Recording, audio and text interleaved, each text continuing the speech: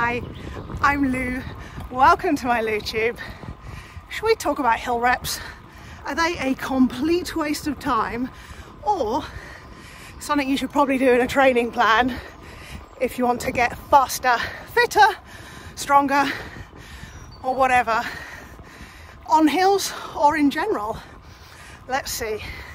Now, on the menu today, served up by the lovely coach Michelle, we have a 2-hour ride incorporating the dreaded hill reps. Now, she wants me to find a hill around 8 minutes long and do 3 reps of it. Now, the fact she wants me to do an 8-minute hill is a good indicator of what sort of hill I'm looking for. It's not one of those really steep, short hills. It's a kind of longer endurance hill. There are a few of these around where I live in the Chiltern Hills, and I need to pace myself just getting to the hill because I'm going uphill to get there, but it's a long drag hill, so I'm trying to take it steady, and talking to you guys helps me with that, so thanks for being there.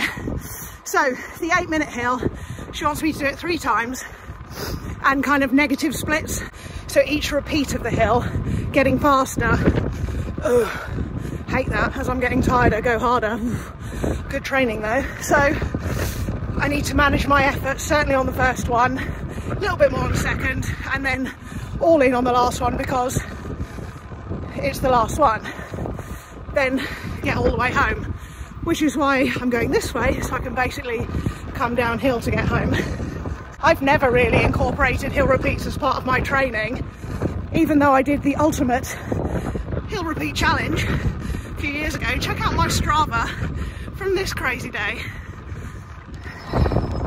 That's Everesting in Wales.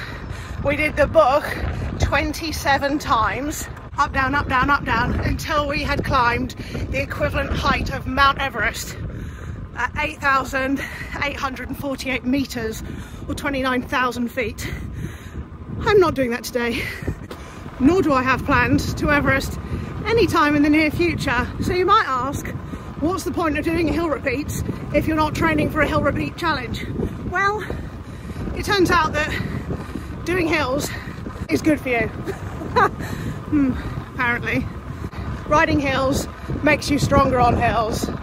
So let's go. Must not smash it on the way to the hill. So I'm going to talk to you guys again. Just getting out of the house was a bit of an ordeal again today. I've had a puncture on my back wheel that just wasn't sealing, so I topped up the sealant.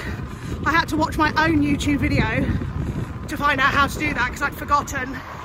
It actually didn't take long and was worth doing because there was no sealant in there at all, so no wonder the puncture wasn't sealing. I needed to make sure I was best prepared to not get a puncture because it's pretty puncture-tastic out there at the moment. We've had a lot of rain and a lot of wind, and it has blown a lot of crap onto the roads. Around here, the rocks have got a lot of flint in them, and they can puncture you very easy with just a little shard on the road. So hopefully I'll be okay today with my tyres topped up and my kit with me just in case, and Rob at home just in case. Anywho, onto the hill. Once I get there I'm going to have to do this properly as well because Michelle wants me pressing the lap button at the start and the end of each repeat so she can analyse how I do. Repeat number 1. I'm about 1 minute in.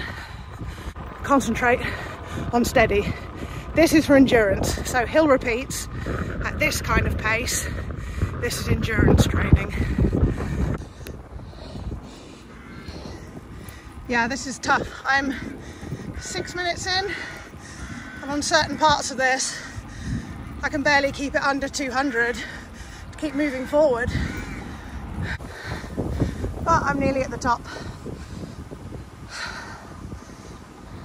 Okay, that was 7 minutes to the top, so it's probably a bit short of a hill that I've picked and a bit too steep, but we're going to go with it. So down we go onto lap 2. I'm going to find this one the hardest to execute properly because I'm all or nothing. This one's kind of middle of the road, not taking it too easy, not going all out.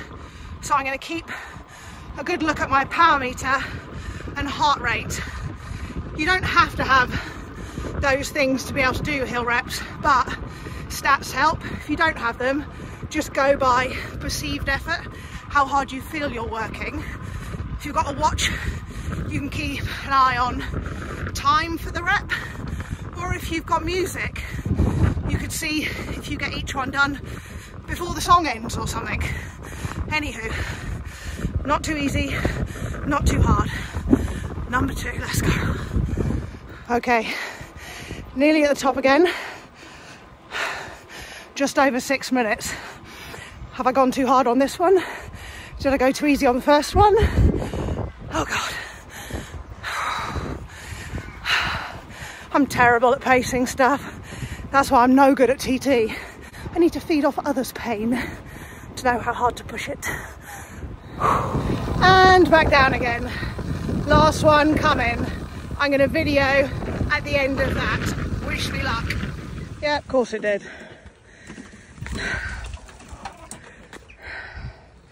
So much for my last lap. I'm going to go back and start again. Oh lads, I did it. Last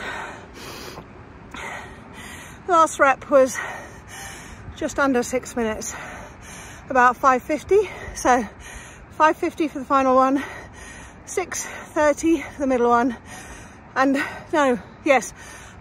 and 7 for the first one. So I did what I was supposed to do, possibly a shorter hill than if it was perfect, but phew, I paced it okay. That was a disaster on my third lap when there was a blinking standstill with the cars, but narrow lanes and it's Good Friday, so the roads are busy with people getting places, but oh my. So I'm going to roll back down the hill and start heading along flat road so I can talk to you for my thoughts on all this hill rep stuff. So hill reps, are they a complete waste of time? Well, I used to think they were. I really did. I didn't maybe understand the concept, or I just think there's so many variables. I think I was just focused on the amount of recovery that's involved in hill reps, because you're literally coasting downhill for half of the workout. So I kind of thought, if you're training for some long Alp stuff, what's the point of going up and down a short hill over and over again? Wouldn't you be better going up a long hill to practice for that kind of thing? So for Alp stuff, yes, you would be better finding a long hill that you can train on for a long time, but I don't have that where I live. I have shorter hills and shit weather. Oh my gosh, luckily I'm flying to Texas tomorrow. Anyway, hill reps. In the way I've been doing them today, hill reps are a form of interval training, and I've never doubted how useful interval training is for pushing your top end, your threshold, all that stuff. I suppose I didn't think about hill reps being like that. I thought purely to make me a better climber. So I think actually done properly, it'll do both. They're not something I've always done. I didn't do any hill reps when I was training for the Everesting, and I don't think I even did them when I was training for the Tour de France. I'm going to digress, by the way. So I'm aware that I didn't ride the actual Tour de France because I'm not a professional male cyclist. But there's a troll who likes coming to my comments to tell me these things. He's also told me to lose weight, which was uncalled for, rude, whatever.